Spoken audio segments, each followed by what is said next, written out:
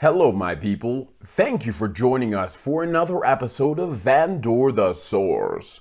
So, I remember when Joe Biden first got elected. He was supposed to be the uniter-in-chief. He was going to bring all of Americans back together again so we can unite, so we can be a country of loving people. Well, apparently that didn't happen, and Nancy Pelosi never got the memo. Why are they coming after Steve Bannon for January the 6th? It almost seems like they're targeting former political enemies. Let's dive in. As the ayes have it, an amendment in the nature of a substitute is agreed to. I now recognize the Vice Chair, Ms. Cheney, for a motion.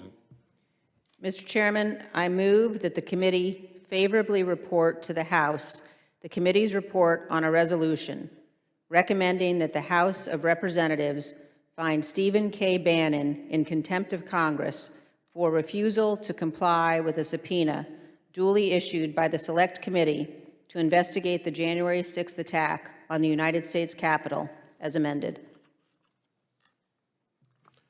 The question on the motion is favorably report to the House. Those in favor say aye. Aye. Aye. Those opposed, no. In opinion of the chairs, the ayes have it. Mr. Chairman, I request a recorded vote. A recorded vote is requested. The clerk will call the roll. Ms. Cheney? Aye. Ms. Lofgren? Yes. Ms. Lofgren? Aye. Mr. Schiff? Aye. Mr. Schiff? Aye. Mr. Aguilar? Aye. Mr. Aguilar? Aye. Mrs. Murphy? Aye. Mrs. Murphy? Aye. Mr. Raskin? Aye. Mr. Raskin? Aye. Mrs. Luria? Aye. Mrs. Luria? Aye. Mr. Kinzinger? Aye. Mr. Kinzinger? Aye. Has the chair recorded? Mr. Chairman, you are not recorded. I vote aye. Mr. Chairman, aye. The clerk will report the vote. Mr. Chairman, on this vote, there are 9 ayes. According to published reports, Bannon had specific knowledge about the events of January 6th before they occurred and had multiple roles relevant to the attack and very outspoken about it.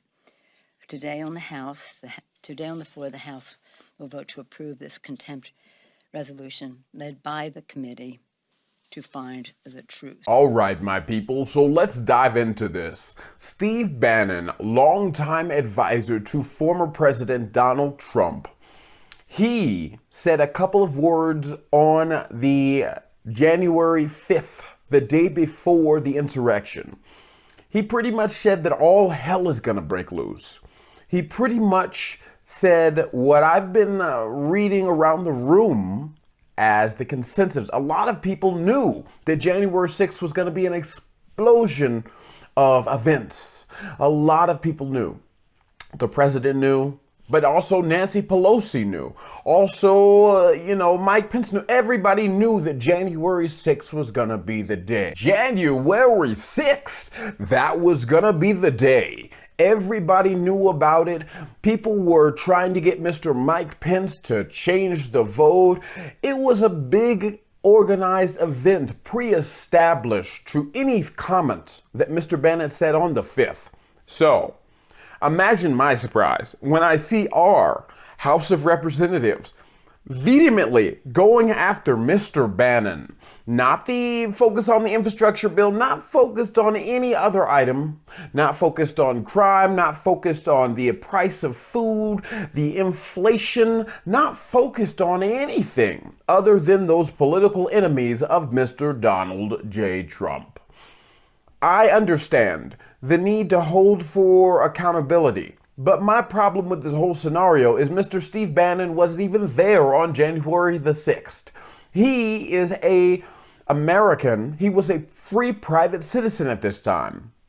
So I get you. He should have probably complied to the subpoena. He probably should have went in and just said, I plead the 5th, if he wanted to really, irk these people. If he wanted to get underneath their skin and not say anything and also keep his freedom, because they're trying to lock him up. This is not like a small little thing. This is after Mr. Bannon had been pardoned. This is after Mr. Bannon's been pardoned. He's been a big liberal wish list prison conviction the whole time. People have been wanting to get Mr. Bannon ever since some of his political sediments came out into the light and he became a big national figure. People hate his politics. The Democrats hate Mr. Bannon's politics. And you know what? Whatever his politics aside, he is a free citizen. He has the right to express his opinion just as much as I do on my YouTube channel, as you see I'm doing right here. My problem with this is, what happened to the Joe Biden's America that was supposed to promote unity? This is doing the opposite. I mean, my dude's got vaccine mandates. My dude's calling 65 million people who refuse to get the vaccine. My dude called them problems or people who are being bad, not good Americans. He basically said, throw them all under the bus. That to me does not seem like inclusive language. Anyway, never mind that. This is not a video on the mandates and the government tyranny. I mean, I guess it is, because the government is being tyrannical with their political hit list. I'm shocked. I'm actually pretty shocked, because I didn't think the Democrats had the cojones to really try to go after their political enemies. But as you see, they are not above anything. You know, they got a little bit extra power during this whole vaccine and coronavirus and all this whole situation happening with the pandemic. They got a little bit more power. Who am I to think that they would have used this power? I'm a nobody. I would have never thought that in a billion years they would be doing some of these things that they're doing. Unfortunately, they have decided to not stand for unity. Unfortunately, they are committed to divisive politics. Unfortunately, even with their spending bill, they're so savage and so ready to attack. They're so okay with attacking each other. The progressives angry at Joe Manchin for protecting the citizens of Virginia. The citizens of West Virginia voted for Joe Manchin for the same reasons why the Democrats are mad at him. The citizens of West Virginia did not and do not subscribe to the politics of Nancy Pelosi or Chuck Schumer, or I would even say Kamala Harris and Joe Biden for that matter. They elected Joe Manchin. And you know what? Same thing with Arizona. Kirsten Sinema, whatever. You know, I mean, these people are doing what's best for their constituents. Is a huge package, a huge relief bill, is something like that going to help their constituents? They don't think it is. So anyway, needless to say, to wrap this back with the Steve Bannon, they've become the political enemies. They are now the political enemies on the left, and Mr. Bannon is, the bloodlust for him. They really want that enemy on the right. That's probably their number two.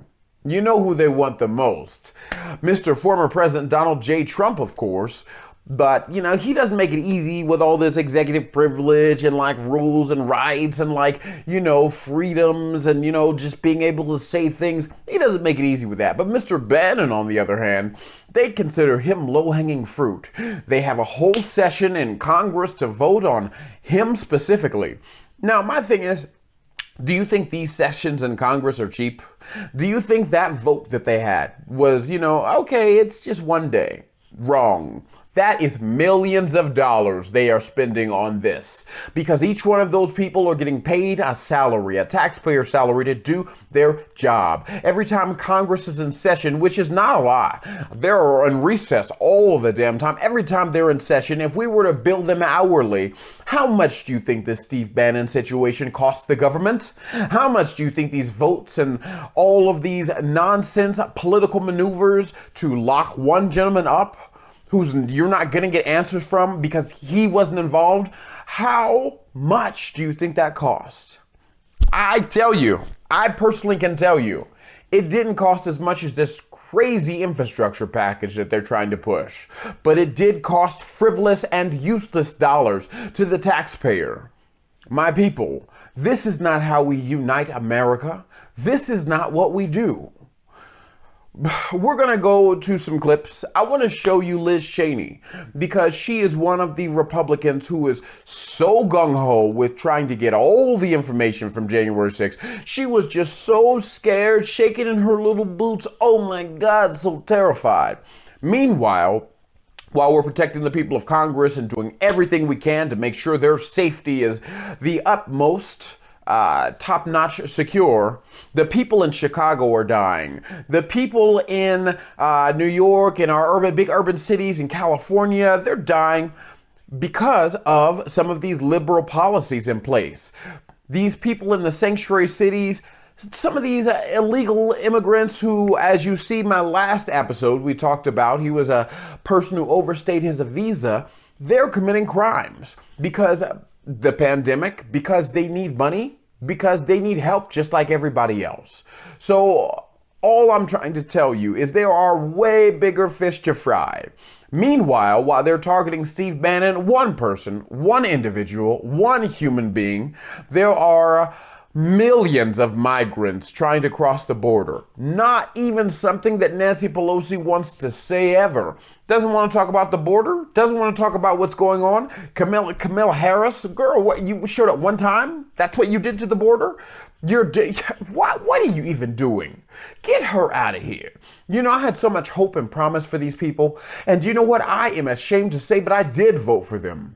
And it is the biggest mistake of my particular life. I don't like it. I don't like what they're doing. I don't like how they're being. I don't like the kind of politics they're running.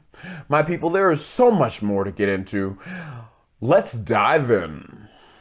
I think it reflects the fact that this should not be a partisan issue, and that people recognize that what happened on January 6th can't go uninvestigated, and that when Congress issues a subpoena, you can't simply fail to comply with it. And so I think that, you know, you have clearly a majority of the members of the House, including Republicans as well, who recognize the need to make sure that we, hold Mr. Bannon in contempt. Thanks, guys. Why is it so important to hear from Steve Bannon? Well, he clearly, if you look at what he has said publicly, he clearly had knowledge ahead of time. He talked about all hell breaking loose. He said things like, we're directly over the target. This is a point of attack that we want. And he is clearly in a position to provide important information to the committee. And the response that he has had to the committee has been one of basically saying that he's just going to completely refuse to comply, which is not acceptable from the perspective of the authorities of Congress, and from the perspective of the fact that the American people deserve to know what happened that day. They deserve to know that we're going to ensure that it never happens again. Congressman Richie Torres and I just voted yes to hold Steve Bannon in contempt. We have to send a message that no one, not the former president, not his acolytes, are above the law. No one. Everyone must be held accountable for obstructing justice. But you could have had an equal committee, though. Pelosi never gave us an equal committee. You had veto power. No, okay, calm. Would have had veto power, no? No, he asked the question. Let me answer the question. First and foremost, I went to Pelosi in the very beginning in January and asked for a commission. Pelosi fought it for more than 6 weeks. When we wanted to have a fair process all the way through, she's the one who continued to deny it. While she did that, the Senate went out within their committees and bipartisan looked. And you know what the Senate looked at? Why was the Capitol so ill-prepared, and gave you recommendations of how to make it not happen again. That is what should happen of where we go.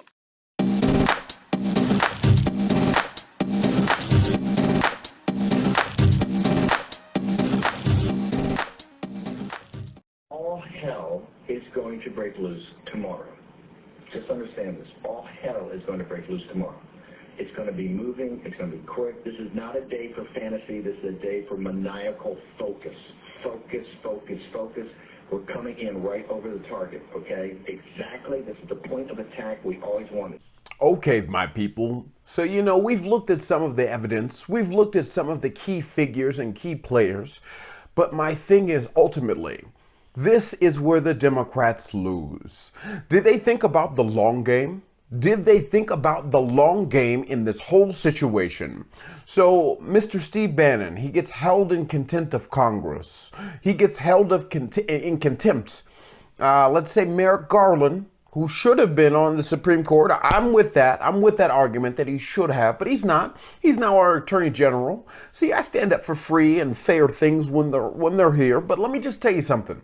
Mr. Merrick Garland, who is our Attorney General, he prosecutes this case, right? Let's say Mr. Bannon gets some jail time, right? Mr. Bannon goes to jail. Let's say they give him 2 years. I would be surprised. I would be so shocked if contempt of Congress could land you in jail for 10 years of, I don't even know, 2 years. 2 years. It seems a lot. But let's say they give him 2 years. Comes out in those 2 years. Oh my goodness, what time is it now? Once he comes out in those 2 years, what time is it now? So we're in 2021, and then that would be 2022, and then Mr. Bannon would be free in 2023 or 24. Oh my goodness. It almost seems like this is coinciding. This timeline could coincide with an election. The election in which the Democrats, I presume, unless they're just giving it all up, that's kind of how they're acting. Like they don't give a fuck because their poll numbers are down the toilet. But anyway, I assume they're trying to win, right? In 2024, this is not going to help them. A free, unhinged Steve Bannon, who is now martyred, who has now been a martyred person because the Democratic Party decided to go a little bit left. A little bit left. That's hilarious. A lot left. They decided to go crazy left and lock up political opponents. My thing with this whole situation is his comments do not warrant him to go to jail. His saying January 6th, his premonition that came to be true. You know, very rarely do we get mad when people make a prediction that's true. Mr. Bannon didn't participate. I didn't see Mr. Bannon on Nancy Pelosi's desk banging on her podium. That wasn't him. That was the guy with the antlers and the shirtless. That was Ashley Bobbitt, who got shot on that day, but not Mr. Bannon. So just for having a political opinion and saying facts that actually came true, the things that the people on CNN and MSNBC and all these other political analysts wish they could have been correct about, Mr. Bannon gets locked up or potentially locked up for telling the truth or predicting something. Now again, I stand by my statement in which I said Mr. Bannon he really should have gone. He should have gone. And then he should have had his lawyer right next to him and he should have sat very nicely. And then they asked him questions. Mr. Bannon, what January 6th, blah, blah, blah. I'm Congressman Nish. What is your answer? Mr. Bannon's answer should have been, I plead the fifth. I am not trying to incriminate myself, and that is a law that is constitutionally protected, so I'm going to plead the fifth on my constitutionally protected right.